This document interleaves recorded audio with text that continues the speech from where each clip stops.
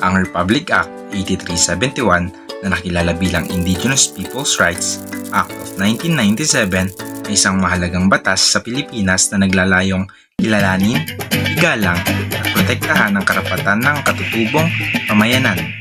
Ipinakikita nito ang pagkilala ng pamahalaan sa kanilang natatanging kultura, tradisyon at karapatan sa lupang ninuno, pati na rin ang kanilang sariling sistema ng pamamahala at pamumuhay.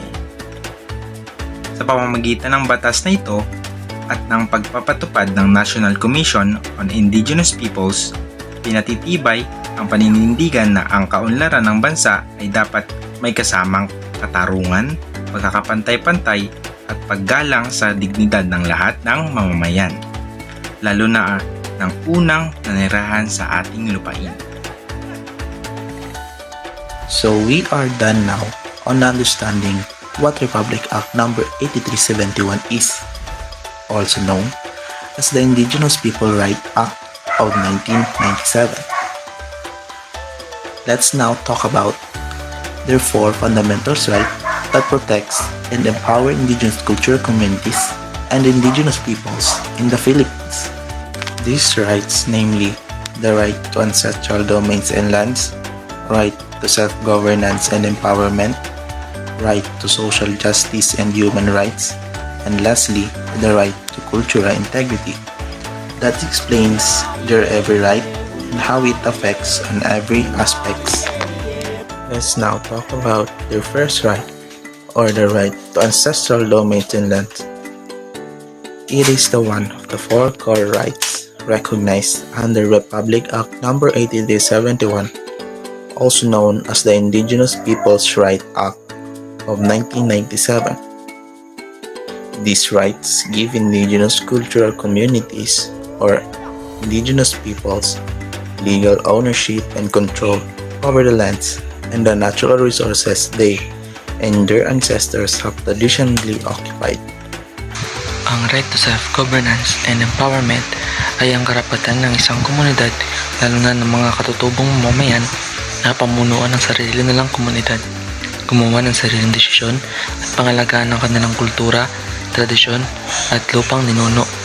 Ibig sabihin, hindi ibang tao ang nagdesisyon para sa kanila, kundi sila mismo.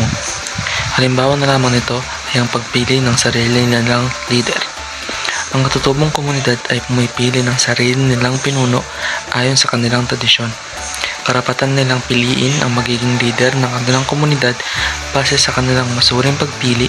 Hindi natin sila pwedeng pakialaman o diktahan sa leader na gusto natin para sa kanila. Isa pang halimbawa nito ay ang pagpapasya sa proyekto sa lupang ninuno. So may karapatan silang pumayag o tumanggi sa mga proyekto tulad ng pagmimina o turismo sa kanilang lugar. Karapatan nilang tumanggi base sa nakikita nilang magiging dulot ng mga ito, lalo kung masisira ang katahimikan at malayang pamumuhay nila. Right to social justice. About social justice means fairness, equality, and protection for all people, especially the poor and disadvantaged. The right to social justice means that the government must create laws and programs to make society fair for everyone. It focuses on helping people who are poor, oppressed, or treated unfairly so they can have equal opportunities in life. Social justice is not just about equal treatment. It is also about giving extra support to those who need it most. The goal is to reduce poverty, remove discrimination, and improve the quality of life of all citizens.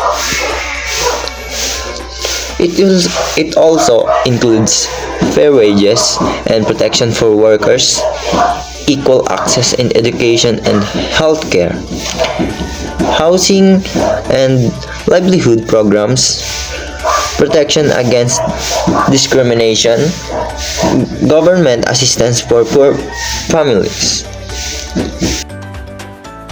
The right to cultural integrity of Philippine indigenous peoples refers to the right to preserve, protect, and continue their cultural traditions, beliefs, language, and identity without discrimination or interference. The Indigenous Peoples' Rights Act of 1997, RA number 8371, secures this right because it mandates protection for indigenous heritage sites. The Ifugao people can protect the Banawe rice terraces through this law, while the Ati people can observe their traditional festival, and the Tiboli people can maintain their native language and customs. Indigenous communities use this right to protect their distinct cultural heritage, which they pass down to their descendants. When indigenous land, culture, and voice are respected, true justice exists.